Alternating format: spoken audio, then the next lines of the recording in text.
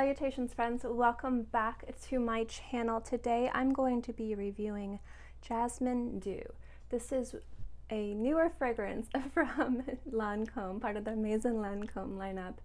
And this was a little hard for me to find living in the States, and I want to review this for you guys, obviously. I am also going to talk a little bit about how I think this fits within the lineup of Lancome's more premier line and the Maison Lancome lineup. So if you'd like to know what I think, then keep watching. First things first, I purchased this bottle. I was actually going to purchase this bottle last year, but if anybody is familiar with how last year was going for me earlier in the year, I wasn't quite at the place to be purchasing. It was kind of rough. And as the years went on, not the years, as the months went on, I just put off purchasing this because I had tried other fragrances from the lineup that were released or that I hadn't tried, and the Maison Lancome hadn't been impressing me. Now, I've done a variety of reviews on this line, and I will link them below. But if you want to know my true thoughts on this line, this is one of my favorite lines ever, out of like everything. So I have real feelings and thoughts and opinions on this lineup, but I was interested in this fragrance. So if you want to know my thoughts and opinions, I will give a little TLDR at the end of this video after the review. But I was excited for this fragrance because I love what they did with Jasmine. Obviously, Jasmine's Marzipan is one of my top favorite fragrances ever. And I was excited to see how they were going to take tea and really focus on a tea scent. So this is supposed to be like a jasmine tea fragrance. Now, I couldn't find this in the States. I didn't, and when I was, excuse me while I just like chew bubblegum in front of you guys. I'm sorry, I'm gargling my words everywhere. So when I was looking for this fragrance, I couldn't find it like anywhere. So when I was curious if Jasmine Marzipan and Oud Bouquet were being discontinued, when I reached out to like the plethora of Lancome representatives with their very not very helpful information, I had actually asked about this and Rose Peonia if they were going to be released in the States, and they were like, oh, that was pretty much what they told me. So I decided to just this year, I'm going to purchase this. I was going to purchase both of them, but at Selfridges, Rose Peonia was out of stock, so I just got this one. So I did have to purchase this from across the pond. So if you do live in the States and you do want to purchase this, you have to buy it, you know, and have it shipped over. And so that is why I don't really see too many people talking about this fragrance. I think it is a little bit harder to find if you live someplace that is not in the UK. So now that I've talked to you guys way too long, the notes in this are pretty much, this is a jasmine tea fragrance that has a white peach just core to it. And I don't know if you guys know my love of tea. I love tea. I love peach teas and I love jasmine teas. So I was excited for this scent. Really excited to see how my favorite line from one of my favorite houses was going to tackle one of my favorite types of fragrances, one of my favorite types of tea. So I had high expectations. Now, I will say one thing about this fragrance is it does not smell anything like I expected, but that is not a bad thing. And I'm also going to say something too, that this fragrance smells like something I'm going to say, and I think that people think this is a negative, and the reason why I say it so much is because it's really easy for me to kind of translate this to kind of say this is what it smells like, and I think people understand it, and it's bath soap. So Jasmine D'eau is actually, I was very pleasantly surprised by this fragrance. It wasn't what I expected, but it's something that I really enjoy. So the peach in this is very predominant. It's a beautiful white dazzling peach, but the peach in this is not a gourmand peach. It is not a juicy peach. It is not a fruity peach. It is not an edible peach. It doesn't smell like the type of peach you would eat. And what I mean by that is if you've ever had a very beautiful, very expensive shampoo that was scented of peach, that soap, that clean brightness, something slightly aquatic, a little tiny bit ozonic, just a touch, but it had like this dazzling peach. That's the core of what this fragrance is. It does not smell edible but it smells of peach. And a lot of people don't like fragrances being compared to bath products like shower gels and shampoos. But I think most people have smelled a variety of different bath products, like different types of shower gels and different types of shampoos. So if I can sit here and say this smells like a peach shampoo, I think most of you guys will be like, I hate that, or I love that. It's more relatable, I think. And when I'm talking about this, as I review it a little bit more about how it smells, to the core of this fragrance, it smells like a really beautiful, I mean, extremely expensive. I'm talking about like a $100 bottle of shampoo that smells of the most glorious, beautiful, soft, mature, just elegant peach. And I think it's gorgeous. So what really surprised me about this fragrance is its maturity. It's powdery without being powdery. It's got a soft, beautiful jasmine in here. It's a real crystal clear jasmine. It's quite beautiful. And the peach in here is really solid. It's really thick. It feels like a big, beautiful peach that you can't eat, but you smell it and it just smells so appealing and so attractive. And there's a cleanness and a freshness to this, but it is a very mature fragrance for something that smells very light, very wispy, and very ethereal. And I love that kind of juxtaposition between something that smells that it could be too heavy, too overpowering, too suffocating, but also something that smells elegant and light and effortless. I like the fact that there's a heavy fruitiness in this that doesn't feel like it's suffocating or too much. There's a balance with this fragrance that I really enjoy, and this is the kind of fragrances that I like to see from Maison Lancome. Is this as jaw-dropping as Jasmine's Marzipan? Is this as complimentary as Oud Bouquet? I don't think so, but this is what I want to see from Maison Lancome. Not the regurgitation of the same beautiful Rose Accord, but discontinuing the originals that were fantastic, like Rose Parfait and Roses Barbaranza, and bringing the same rose in new fragrances, and then discontinuing those and bringing them back. I want to see something new. I want to see something different. I want to see them trying different things and having that same elegance, but something that has a bit of something different to it. And I really enjoy that with this fragrance. I don't see too many peach dominant fragrances in tea fragrances that aren't tutti frutti, that aren't gourmand, that aren't youthful and flirty and playful. And do not get me wrong, I love those fragrances. They're fantastic.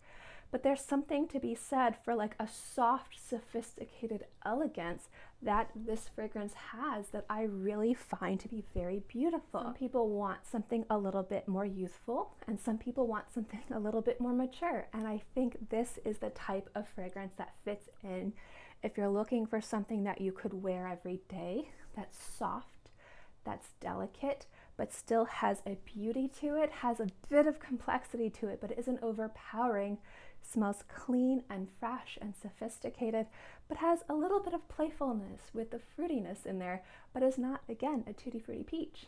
This has just been fantastic. I've really been enjoying wearing it. So I was pleasantly surprised by this fragrance. I thought it was going to lean more of the kind of heavy, unapologetically sweet gourmand that Maison Lancome can go, and I do love the way that they go. I thought it was going to be a little bit more citrus heavy and more kind of wood inspired jasmine like they've gone, which I also really love and enjoy. So there are a variety of different ways I thought this fragrance was going to go that I would have probably really enjoyed. And it went a completely different way, but it's something that I like because it is different, but I still think it fits within the house of Maison Lancome. So, is this my favorite fragrance from the house? No. Do I enjoy it? Yes. Do I think it is a memorable fragrance from the house? No, I really don't. I think that this is a nice middle ground from the house. I think this is enjoyable. I think it's pretty. I think it's sweet. I think it's soft. I think that there's something about this that's very wearable, very easy, very complimentary, very feminine, very mature, and very elegant. But at the same time, I don't think it has the power that some of the other fragrances from this house have, but I do enjoy that it is different and it is not regurgitating the same DNA of past fragrances that they've decided to axe prematurely. And I do really enjoy this scent a lot. I think it's really, really pretty. And it has great performance. I mean, it pretty much tattoos itself to my skin. I had to scrub it off. I took a shower and I took a bath, and the next morning I had to take another shower. So, I mean, it was on me for a very long time. So this does have pretty fantastic longevity when I wear it. And I would say performance is pretty good. It does tend to fill a room. So if you're looking for something that has really good longevity and really good performance from just me, my skin, you know, where I live, excellent. Yeah, I think it's great. If you are looking for a fragrance like this, if you have an opportunity to try it, check it out. I know it is harder to get in the States, but I do like it. So that is my review of Jasmine D'eau. I'm not sure what I think about the Maison Lancome lineup, but I'm going to kind of give you my current thoughts of the house now that I've smelled this, because I have real thoughts on the house. So if you are just interested in the review of this fragrance, then thank you guys so much for watching. If you had the opportunity to try this fragrance, let me know what you guys think in the comment section below. And now we're going to get into just a little tiny kind of like a few minute chat about this house. So let's get into the little discussion. If you guys are familiar with my channel, you know how much I love this house. It is one of my favorite houses. And a lot of people love the House of Lancome, but I think a lot of people really started taking Lancome seriously in the fragrance world when Maison Lancome started really gaining traction. Now, obviously Lancome is a big, well-known beauty brand. They've been around forever, and a lot of the more well-known fragrances from the House of Lancome are just big, major fragrances in the world. So I'm sitting here and I'm not saying that Lancome is in any way not a well-known fragrance house or beauty brand, and they were never known until Maison Lancome came around. Absolutely not. One of their fragrances, La Vie is Belle, is considered one of the most popular fragrances in the world. In fact, a lot of people are so tired of smelling it everywhere. They're just, please get that away from me. I smell it everywhere I go. I'm a huge fan of La Vie is Belle. I can also understand people just being tired of smelling it. I understand. It is a gorgeous scent, but everybody wears it everywhere because it is such a popular fragrance. But what I mean by Lancome kind of being taken more seriously is there was pretty much like a target demographic with Lancome's fragrances. And I'm not going to say like it was a super small demographic, but it was pretty much like between this age and between this gender. And when Maison Lancome fragrances came out, they were way widened their demographic on top of creating really beautiful fragrances, something really different, really special. And at the same time, they were just wearable. They were fantastic. I mean, Oud Bouquet, the original version, fantastic. And the newer version, not as good as the original, but I still viciously love. One of my most complimented fragrances. They were different, but they were wearable and they were approachable. They were the type of fragrances, if you were looking to get into niche luxury fragrances and you wanted to have all of the quality and presentation and performance and just how it smells without investing hundreds and hundreds and hundreds of dollars, they were fantastic. I mean, they were like $250 for a bottle. The presentation was perfect. The fragrances were amazing. I mean, it was easy to see why a lot of people really started to appreciate the brand. Now, as the brand kind of got a little bit more popular and started to sell more bottles, and this is just all my speculation, kind of not working within the brand, but just as somebody who collects fragrances, I noticed that they started to kind of really curate their collection a little too excitedly. They would discontinue fragrances, I feel like, way too quickly. And they would discontinue fragrances, but then they would release new scents that smelled way too similar, like almost identical to fragrances that they had just discontinued. And that was a shame. And then they were releasing fragrances that didn't have near the beauty of the original.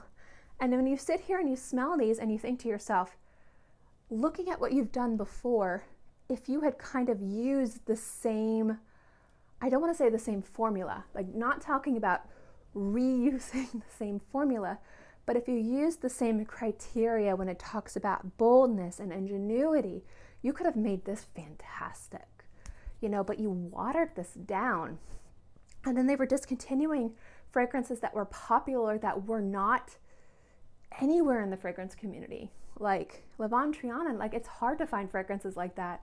And they discontinued it to bring fragrances that are everywhere, that are like in the market everywhere, that are saturating the market.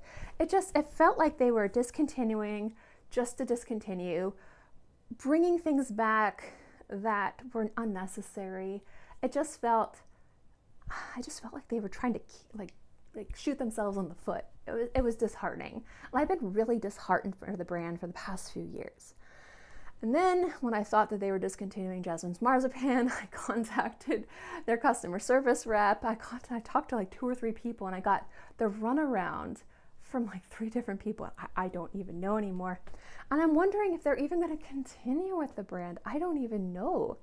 I can't even trust a word out of Lancome's mouth, because when I talk to the representatives of the company, that the representatives of the company give me the direct phone number to their corporate office, and I talk to those representatives, and they're reading from the prompts from their directly from like their websites that they're told, and that information's wrong or incorrect. Like, I don't know who to believe anymore. And I understand, you have to keep your corporate secrets and you can't tell things out, but I mean, a common like yes or no, or we can't tell you that. But when one person says something's being discontinued, and then literally 10 minutes later, no, it's not being discontinued, and then an hour later, we don't know if it's being discontinued, it leaves a questionable taste in your mouth as to what is happening with this line and this brand, because nobody has the information out there. And that's sad, because this is such a popular brand. This is such a beautiful line of fragrances, and it could be so much better, but I feel like they're just letting it die. It just feels like they're letting it die. So when I smelled Jasmine D'eau, I was excited because it was different. It smelled like they were taking a risk.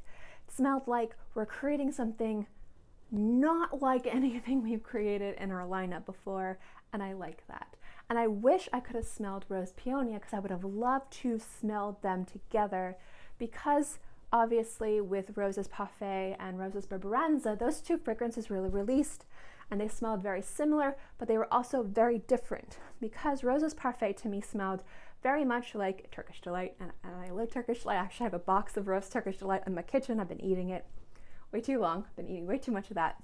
And Rose's Barbarenza was kind of like the cousin version of that, but it was a little bit more nuttier, a little bit more of like a pastry. And it was 2 completely different fragrances, but you could feel their connection. But then they discontinued these 2 beautiful, beloved fragrances, and then Rose Magnolia comes out, and yes, it's a beautiful fragrance, but it smells like a watered down version of Rose's Parfait. And I was like, okay, why would you discontinue this fragrance to release this one when you could have done something really beautiful with Magnolia, something really beautiful with White Flowers? And then they discontinue that, and then Rose Peonia, and I wanted to smell this because I wanted to see if it had that, if it was just a watered down version of the other one. I don't know. I haven't had the opportunity to try it. I am going to try and track down a bottle of it. Obviously, I want to have it as a collector and somebody who does love the brand, but I just wanted to compare the 2 to see, because Jasmine D'eau could have been, like I said before, could have gone a variety of different ways, comparing it to different ways that they have done kind of more citrusy fragrances like figs and aiguë. Figs and citrus. I can't pronounce French. If this is your first time tuning in my channel, don't even try to get me to pronounce French. I am horrible at it. Or the more kind of jasmine, woody, very pronounced, sexy, in your face jasmine, like Jasmine's Marzipan. I was expecting like a more citrusy light or more Jasmine's Marzipan. It was completely different and beautiful and just special. Not the most amazing fragrance in the lineup, but I loved how different it was, and I liked the unique take it had within the Maison Lancome lineup. So I'm excited to see that maybe they're hopefully branching out of their comfort zone, trying to do things differently. Again, I like to get my hands, my nose, my phalanges on Roses Peonia and try that one out. I think if I could try that one and see if they're, again, regurgitating the rose that they've butchered after having beautiful fragrances like Roses Barbaranza and Roses Parfait. I'd like to see if they're just doing something different with rose, because they definitely could, or if they're just creating the same old, recycling something that didn't need to be discontinued forever ago. We'll see. If anyone has tried Roses Peonia and you've tried the other fragrances, Rose Magnolia, Roses Parfait, Roses Barbaranza, let me know if they're similar, if they're completely different. I'd love to know what you guys think. But I'm gonna stop talking now because I feel like I'm talking in a circle, but I do have high hopes for this house. I know they can do it. I believe in them. I am their biggest cheerleader, but they're also letting me down and they need to stop doing that. But Jasmine D'eau is actually a gorgeous fragrance. I really enjoy it, and if the house is moving forward into something different, I would like to see where they go. I would rather them take risks into doing something different than getting rid of beautiful fragrances and recycling the same composition, the same formula, and just tweaking one note. And that just feels lazy, and to me that's worse than taking a giant leap and doing something unsuccessful. I don't know, that's just my thought. Anyway guys, I think I've talked way too long. Thank you guys so much for watching this video. I hope you enjoyed it. If you have any comments, critiques on anything I've said, let me know in the comment section below. And as always guys, I hope you're all happy and healthy and have a great day, month, year, whatever. And I will see you next time.